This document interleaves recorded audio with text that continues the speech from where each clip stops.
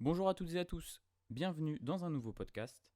Vous l'avez vu, aujourd'hui, je suis tout seul. C'est pas grave, on va faire comme à l'ancienne. Ça fait bien longtemps que j'ai pas fait un podcast tout seul, mais ça fait aussi plaisir de se retrouver un petit peu en tête à tête. Vous l'avez vu, on va parler preview des demi-finales de conférence. Donc la NBA nous laisse pas beaucoup de temps, c'est aussi pour ça que je suis tout seul. Malheureusement, les emplois du temps n'ont pas concordé à ce que j'ai des invités, donc ceux que vous connaissez d'habitude.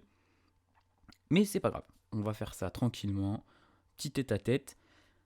Preview des demi-finales, donc Nets Bucks, la série démarre ce soir. J'espère que vous êtes chaud bouillant, il va pas falloir rater un seul match de cette série. Et Sixers Hawks qui démarre demain soir à heure européenne, 19h je crois, donc ça c'est plutôt cool. On va pouvoir en profiter. Petit générique, et puis c'est parti. Do you ever shut up? Do you ever shut the fuck up? What the fuck are you worried about? I'm in the zone, man. I'm in the fucking zone. Would you relax? I'm in the zone. Really? It is one thing to embarrass me, right? It's another motherfucking thing to piss these guys off that we have to play against. They're just plain fucking stupid, man. Donc pour vous rappeler un peu les bases, comment ça fonctionne la preview, je vais d'abord tirer un petit bilan rapide du premier tour et donc la dynamique de chaque équipe. Ensuite, les facteurs X. Alors là, comme je suis tout seul, je vais vous donner un facteur X pour chaque équipe. Ce sera plus intéressant, je pense. Et puis enfin, histoire de se mouiller et de montrer que je suis une vraie Madame Irma, je vais vous donner mes pronostics. Alors là, sur les premiers tours, les pronostics pour l'instant, ils sont pas super bons. Ça va, je pense que j'ai la plupart évidemment étaient faciles, donc je dois être pas trop mauvais. Mais par exemple, mes pauvres Lakers n'ont pas passé ce premier tour et les réseaux sociaux s'en chargent bien comme il faut de nous le rappeler là, toutes les heures, tous les jours, toutes les heures. Bon, je digresse. On va commencer avec la série qu'on attend le plus, puisque je vais faire ça dans l'ordre chronologique. Brooklyn-Boston. Je ne sais pas si je l'ai déjà dit, mais on va s'occuper uniquement des équipes de l'Est pour aujourd'hui, puisque il reste un match, un Game 7 entre Dallas et Los Angeles, les Clippers. Donc ce sera dimanche soir, juste après le Hawks Sixers. Ça va être très intéressant aussi. Je pense que ça va être énorme comme match, sachant le match qu'on a eu cette nuit, qui était déjà très sympa avec un énorme Kawhi. Mais bon, voilà, je m'éparpille. On va se reconcentrer sur le sujet Brooklyn-Boston. Alors, on commence par les Nets, du coup. Petit bilan du premier tour et dynamique. Bon, très bonne dynamique, évidemment. Ils sont sortis du premier tour 4-1 face à Boston. Des Celtics, on va parler un peu des Celtics, qui sont... Bon, qui était trop... Jason Tatum était trop esselé. 4-1 parce qu'il a fait un match à 50 points. Il a sorti un match de vrai malade pour arracher une victoire à la maison. Mais dans l'ensemble, les Nets n'ont clairement pas rigolé. Et il n'y a pas eu photo en fait. Le trio Harden, KD, Kyrie est vraiment trop fort. Ils sont vraiment offensivement, ils sont vraiment très flippants. Après, défensivement, il y a d'autres soucis, mais je vais prendre le temps d'en reparler un tout petit peu plus tard. L'équipe au global est vraiment très forte. En termes d'adresse, surtout, c'est très impressionnant. Ils tournent à pratiquement 50% au tir. Toute l'équipe sur toute la série, qu'on s'entende bien. Et 42% à 3 points. Donc c'est vraiment 91% en lancer franc. En fait, la team, sur 5 matchs, ils sont en 50, 40, 90 pratiquement. Donc ce qui est complètement affreux. Affreux pour les adversaires en tout cas. On a vu que le trio avait pas forcément besoin de jouer plus qu'une petite dizaine, et encore, ils n'ont pas joué 10 matchs en saison régulière, pour se trouver, pour se comprendre. Kevin Durant, absolument fabuleux, 32 points de moyenne. Harden, qui tourne... alors les points, je sais pas, mais je sais qu'il fait un double-double avec un peu plus d'une dizaine de passes. Et on va dire que Kyrie Irving est un peu moins bon, puisqu'il a des pourcentages... un peu moins bon. Ouais, il a que 49% au tir et un peu moins de 40% je crois à 3 points. Donc voilà quoi, vraiment affolant. Non, petite boutade. Mais au-delà de ça, toute l'équipe, franchement ouais, c'est flippant, je trouve, le mot qui me revient quand je pense à cette équipe. Ils sont vraiment très impressionnants. Ils ont écrasé les Celtics qui, comme je l'ai dit, n'avaient pas forcément les armes, puisque Jaylen Brown était absent. Sur la fin, on avait même Kemba Walker qui n'était pas là, et le pivot, donc Robert Williams. Voilà. Donc il y avait vraiment pas match, malheureusement, pour les Celtics. En tout cas, très belle dynamique du coup du côté des Nets. Une très belle dynamique qu'on retrouve, voire même un poil meilleur, parce que franchement, très impressionnant, je l'ai déjà dit, je me répète, hein, les Nets, mais les Bucks, je sais pas s'ils sont encore plus forts. En tout cas, ils viennent de se venger. Ils ont fait ça déjà il y a une semaine, un peu plus, même plus d'une semaine. Ils viennent de se venger magnifiquement du Heat qui les avait sortis l'année dernière, pour rappel, 4-1 avec, bon, on connaît l'histoire, la bulle, Antetokounmpo blessé. Mais là, il n'y a pas eu de... Je sais plus si on avait pris le temps d'en reparler. On n'a pas fait de podcast entre les deux previews. Donc, il y a eu un premier game assez serré, puis après ça a déroulé. Milwaukee a vraiment roulé sur la série. Ils ont laissé aucune chance à base de puissance de feu. Je vais regarder un peu les stats.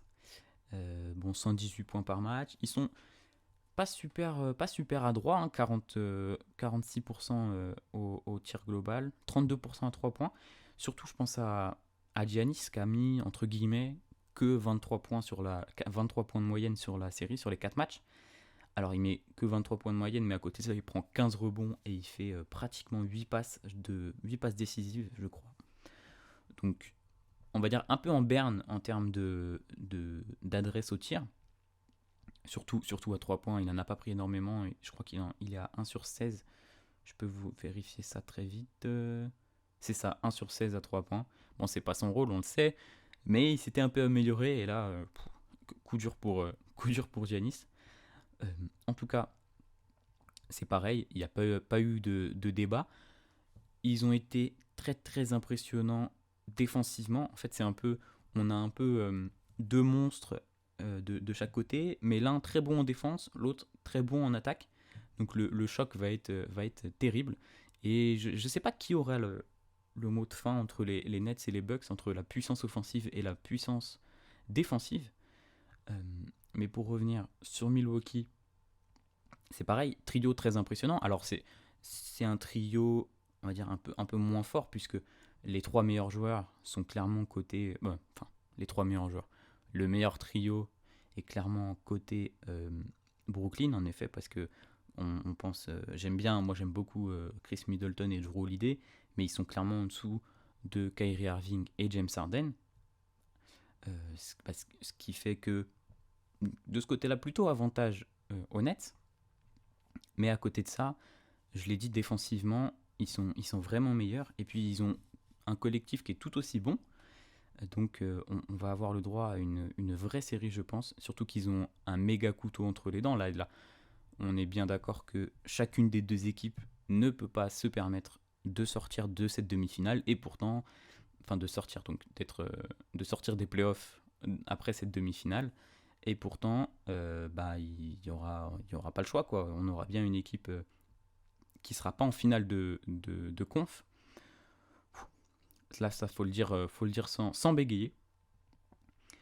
Mais j'ai fait le tour, je pense, pour les dynamiques. 2 très belles dynamiques de chaque côté. Je pense un peu favorable quand même aux Bucks, avec la revanche qui a été prise, le côté peut-être mental. Ils se sont dit, là ça y est, on a battu le Heat, donc on est invincible, on peut rouler sur tout le monde. Et puis évidemment un poil plus de repos puisqu'ils ont sweepé Miami.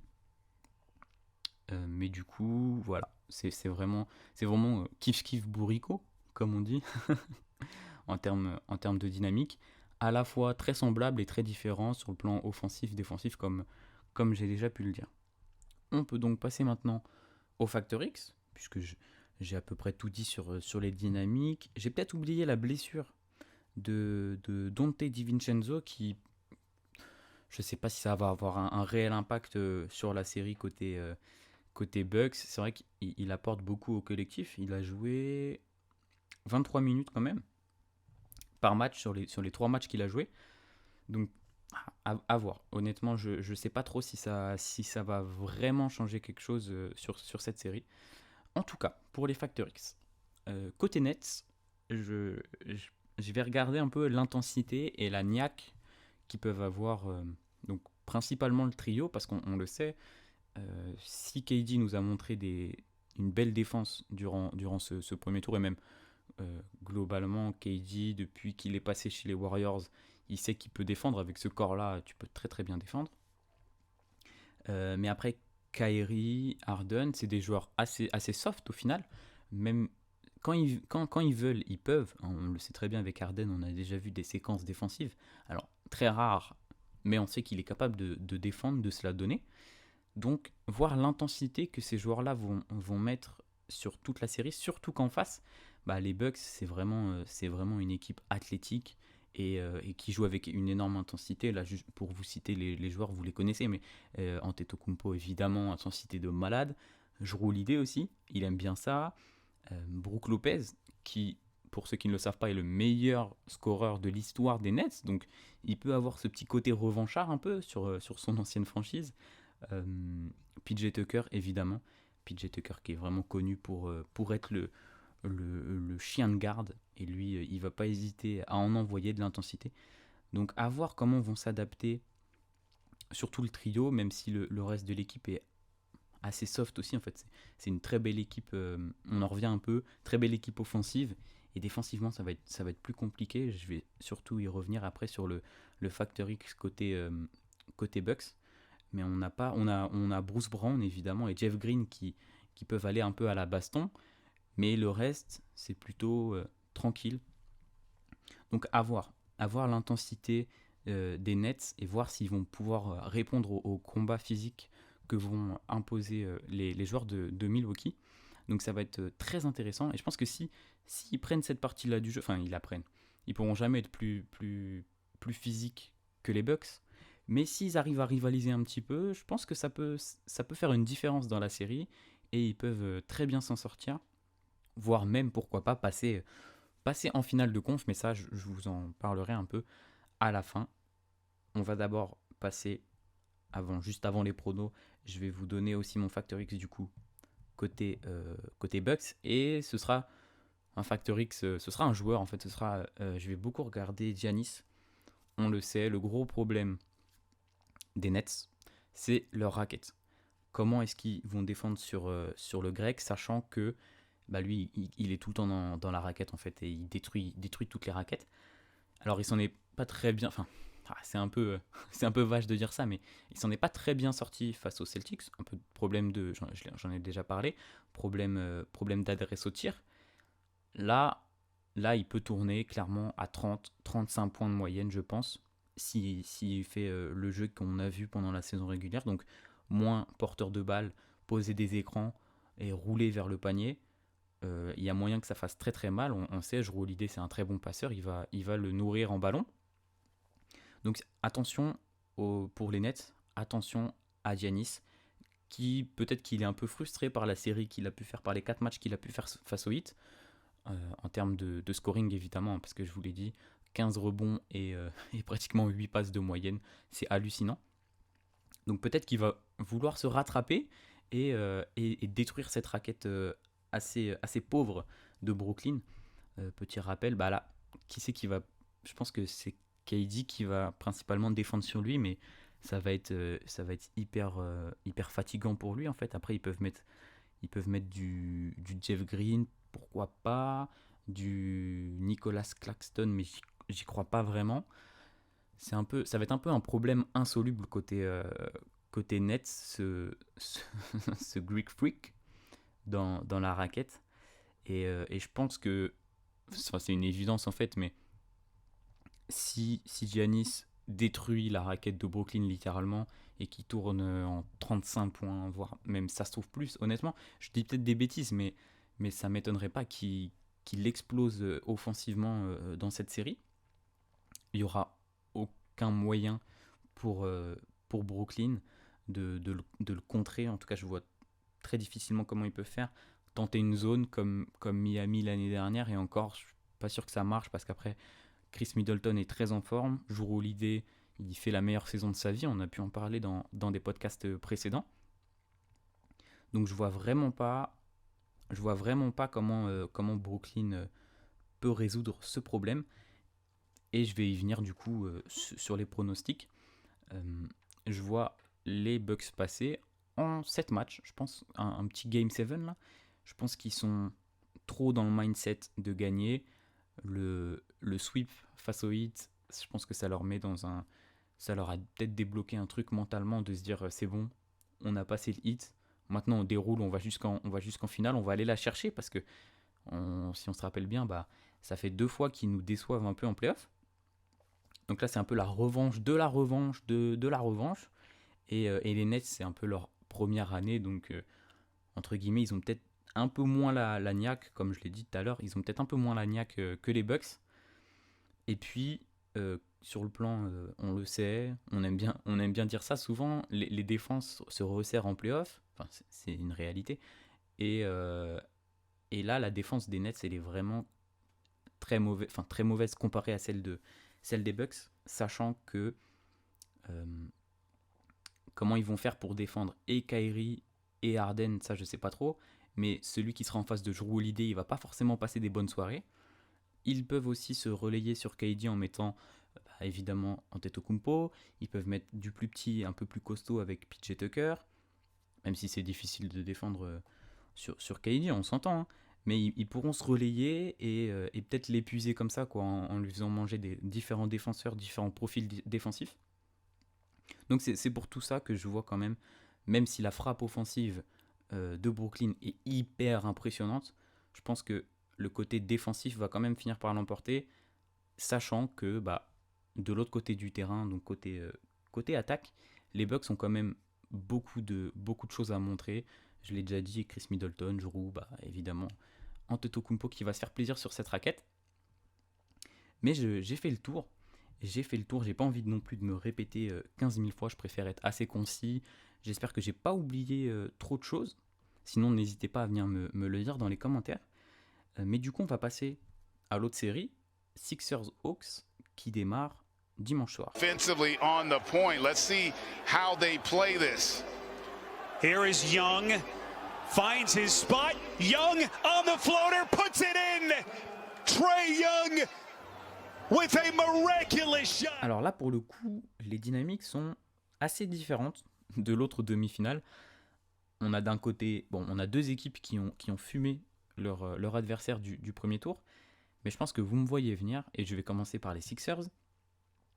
Très belle série face à Washington, aucun problème. 4-1, très solide. Le trio Embiid, Harris, Simmons, très fort. Et le collectif autour fonctionne très très bien.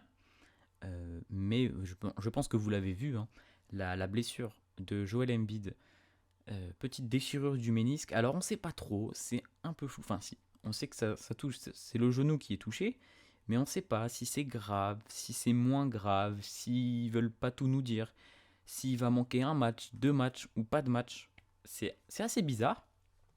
Bon, on touche du bois pour les Sixers et pour lui évidemment, on veut pas que ce soit grave parce que une vraie déchirure du ménisque, enfin ça peut engendrer plusieurs mois, semaines de...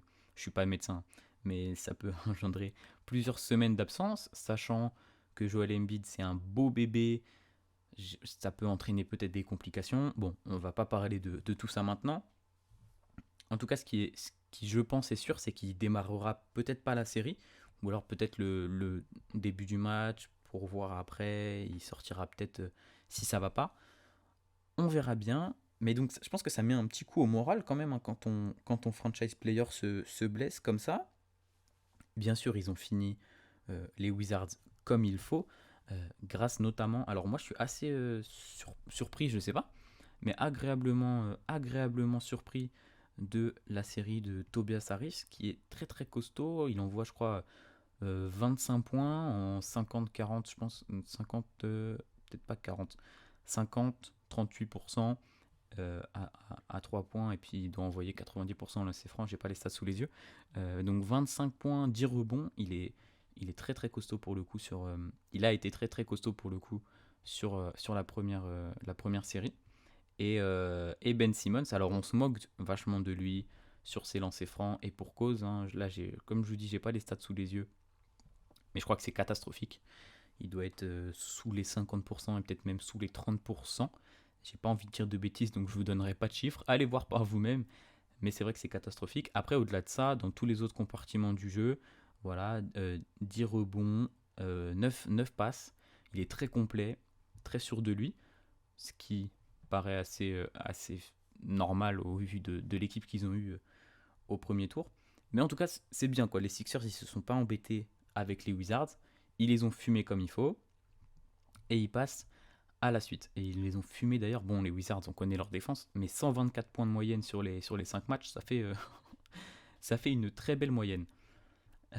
Est-ce que j'ai d'autres choses à dire? Qu'est-ce que je me suis noté, tiens, sur la dynamique? Collectif solide, Simmons, Harris. Ouais, le collectif autour du trio du haut, du coup, est très bon. En même temps, là, l'équipe, elle est bien construite comparée aux années précédentes. Les shooters, donc que ce soit du Seth Curry, du Danny Green, ou même du Matisse Thybulle, hein, pour de la défense.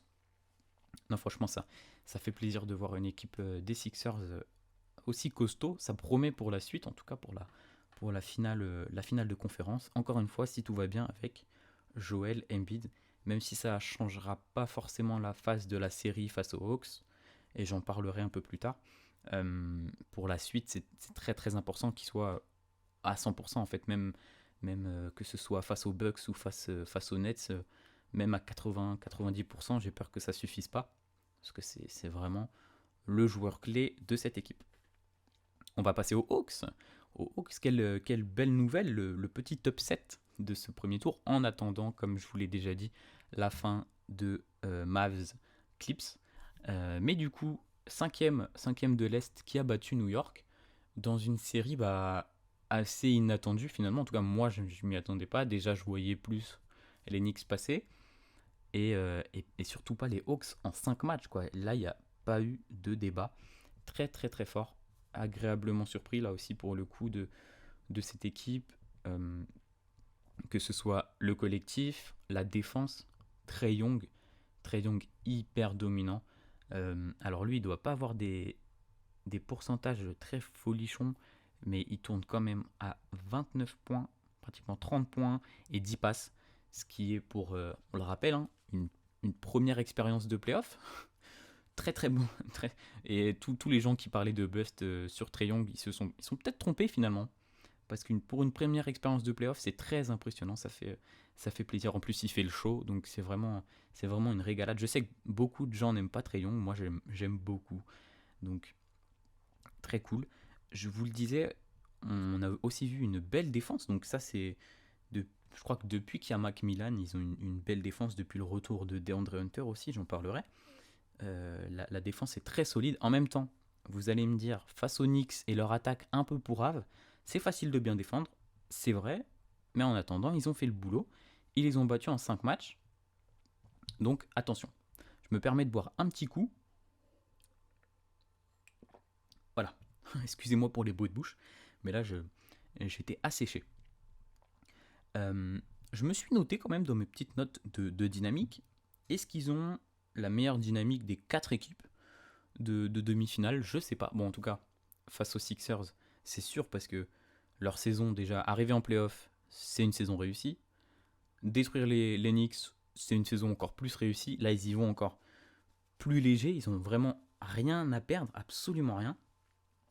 Donc, ils vont se faire plaisir. Et je pense qu'il y a moyen qu'ils embêtent un peu plus que ce qu'on pense, les Sixers. Même si ça va être compliqué, honnêtement, ça va être compliqué. Il y a moyen d'avoir une très belle série. Donc j'ai fait le tour pour les dynamiques. Je vais pas trop m'étaler. Je sais pas ce que je peux dire de plus. On essaie de réfléchir un peu là, mais tout en comblant, c'est pas forcément facile. Non, voilà, 2 équipes qui ont surdominé. Une petite blessure côté Sixers qui, j'espère, va pas trop avoir d'impact. Et puis côté Hawks, un super leader qui est en train de faire mentir toute la planète basket. Donc on va passer au Factor X du coup. Un pour chaque équipe. On commence cette fois-ci avec les Hawks. Comme tout à l'heure, là j'ai pris, on va dire, un aspect du jeu d'un côté et un joueur de l'autre. Donc les Hawks, je me suis mis défense des Hawks sur mon petit Factor X. La défense des Hawks, comme je l'ai dit, ils ont proposé une très belle défense face aux Knicks, même en fin de saison régulière, grâce notamment à DeAndre Hunter, qui a beaucoup embêté Julius Randle, Et Clint Capella, qui dans la raquette, c'est Clint Capella, quoi. C'est un très bon défenseur. Et donc je me dis, est-ce que ils peuvent pas être assez bons en défense pour embêter cette équipe de Philly, donc en mettant Capella évidemment face à Joel Embiid. Pour rappel, pour ceux qui n'ont pas forcément suivi la saison régulière ou pas forcément regardé les matchs Sixers Hawks, je suis pas sûr de les avoir tous vus, mais en tout cas, il y a eu que des blowouts avec il y a eu le match où il y avait aucun cadre sur le terrain, où Tyrese Maxey, je crois, a fait un match de folie. Il y a eu je sais même pas s'il y a Trae Young. Je crois qu'ils ont fait 3 matchs, il doit y avoir Trae Young sur un des 3 matchs seulement. Donc voilà, les rencontres entre les Hawks et les Sixers sur la saison régulière, ça voulait un peu rien dire. Mais du coup, pour en revenir à mon sujet principal, Embiid n'a pas forcément fait des super matchs. À chaque fois, les Sixers, c'était un joli collectif, mais Embiid n'a pas forcément brillé. Est-ce que c'est Capella qui défendait bien? Est-ce qu'il était juste dans des jours sans? Là, je ne me souviens pas. En tout cas, je pense que Capella, il peut l'embêter. Il va falloir faire attention aux fautes, évidemment, car Joel Embiid, il sait provoquer les fautes, il est assez intelligent pour ça, il est assez fort pour ça. Donc, il va falloir faire attention à ça. Mais il peut s'en occuper.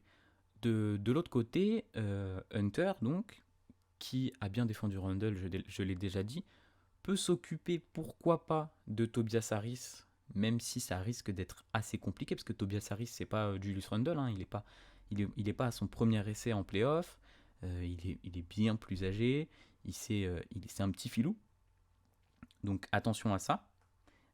En attendant, il peut se le farcir et il peut pourquoi pas l'embêter, sachant que si Embiid est pas à 100%, si Ben Simmons score pas énormément, après s'il est fort dans les autres aspects du jeu et qu'il envoie des bons ballons sur un Seth Curry par exemple, ou un Danny Green qui font soit l'un soit l'autre, pourquoi pas les deux, font une série de fous, c'est là que peut être la différence. Mais je pense que les Hawks ont une défense qui peut un peu freiner la belle attaque des Sixers et les cadres des Sixers, quoi. Ils ont les bons défenseurs au bon poste, on va dire. Sachant qu'il va falloir camoufler aussi Trae Young, qui est malheureusement, avec son gabarit, un mauvais défenseur. Et c'est là que ça peut coincer du côté de la défense d'Atlanta. Soit tu le caches sur un shooter, parce qu'ils vont être obligés de faire ça, soit t'es mort en fait. Si Ben Simmons commence à se faire plaisir face à Trae Young, ça va vraiment pas être possible. Donc ils vont être obligés de le cacher sur un des shooters. Et attention si les shooters prennent feu comme je viens de le dire. En tout cas, je pense que la défense côté Atlanta peut être game changer sur cette série, pourquoi pas. Côté Philly, côté Sixers, j'ai pris Joel Embiid, évidemment. Je pense que voilà, vous me voyez venir au premier tour, notamment pour les Lakers. J'avais pris le duo LeBron, AD et leur santé. On a vu que la santé, c'était pas trop ça, surtout côté Anthony Davis. Et ça a pas mal joué sur la série. Mais bon, on en reviendra peut-être. Je crois que je pourrais faire la preview de l'Ouest avec Aurélien. Donc on reviendra peut-être dessus. Après, il n'y a pas de débat. Les Suns ont été meilleurs. Mais pareil, je continue à m'étaler. Donc la santé de Joel Embiid. S'il rate un match et qu'il revient à 100%, il n'y aura absolument pas photo pour moi. Si il rate 2 matchs, qu'il n'est pas à 100%, que ça va pas, ça peut être dangereux. Je pense pas que ça change foncièrement la fin de la série en fait. Moi, je vais vous donner mon pronostic et puis je vais en discuter un peu. Je pense voir les Sixers en 4 matchs, mais si Jojo revient pas à 100%, ça peut être beaucoup plus compliqué en tout cas. Il va falloir que les autres joueurs se sortent les doigts, comme on dit, comme on dit quand on est un bon beauf. Il va falloir que le collectif redouble d'efforts pour justement compenser un peu ce manque de Joel Embiid. Alors, soit le manque entier, franchement, j'ai vraiment pas envie que ça se passe comme ça, mais ça fait flipper quand même, hein. Il faut en être conscient des blessures. Donc, à voir. S'il est là, je pense que même si Clint Capella peut bien défendre, il n'y aura certainement pas photo. S'il n'est pas là, ça va être assez compliqué, surtout côté défensif aussi, puisque là je parle beaucoup de l'attaque et de la puissance de frappe de Joel Embiid. Mais côté défensif, il va fermer la raquette pour des Trae Young, il va évidemment fermer la raquette pour Clint Capella, mais c'est pas la même chose quand tu as Joel Embiid ou quand tu as Dwight Howard, même si Dwight Howard est un très bon défenseur, il nous l'a montré l'année dernière en playoff pour les Lakers. Cette saison, ça va être un peu plus compliqué, il a pris un peu d'âge, même s'il est en belle forme physique. C'est pas la même chose d'avoir Joel Embiid ou Dwight Howard dans ta raquette. Ça peut énormément changer, peut-être pas le cours de la série, en tout cas la facilité ou non des Sixers à passer. Mais donc je pense que j'ai fait le tour. Je sais pas trop ce que je pourrais dire de plus de toute manière sur cette série. Elle va être, je pense, très intéressante de voir Trae Young comme ça. Surtout que les Sixers ont l'avantage du terrain. Ils aiment bien jouer à la maison. Alors ça se trouve, ça va être un 4-1 et on n'en parlera plus. Hein. Ça va peut-être aller très très vite. En tout cas, j'aimerais bien que cette série aille un peu plus loin qu'un 4-0, qu'un 4-1. Qu'on voit un trait dans les matchs chauds, bien défendus. Je pense que ça va être... J'ai peur que la série soit compliquée pour lui. J'en ai pas parlé, mais ils ont de très beaux défenseurs aussi côté Sixers. Alors attention. En tout cas, je pense que j'ai fait le tour pour ces demi-finales. N'hésitez pas à venir me dire si j'ai oublié des trucs ou même si vous avez des facteurs X différents par exemple. Je sais pas, moi si vous avez des joueurs que vous allez vraiment bien regarder sur ces demi-finales. De mon côté, après mes pronos, ce sera donc un Sixers-Bucks en finale de conférence Est et ça peut être très très intéressant. Franchement, la finale que ce soit... je vois pas les Hawks passer, hein, contrairement à un certain Mathieu qui en privé n'hésite pas à me dire qu'il voit Atlanta passer, une belle surprise, tout ça.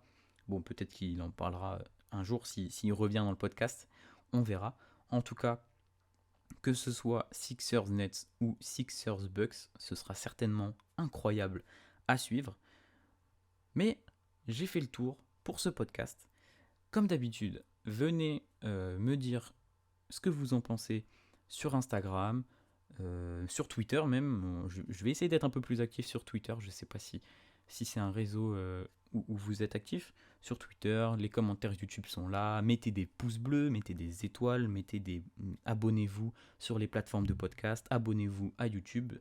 Tout ça, bon voilà quoi, le référencement, allez, je le dis à tous les podcasts, mais en tout cas c'est important pour moi, c'est quand même pas mal de travail fourni pour essayer d'avoir un contenu sympa, je l'espère. Mais bon, je vais arrêter là, je vous dis bonne demi-finale de conf qui commence dès ce soir, soyez au rendez-vous cette nuit, hein, 1h30 le premier match entre les Nets et les Bucks, et puis une bonne journée, salut!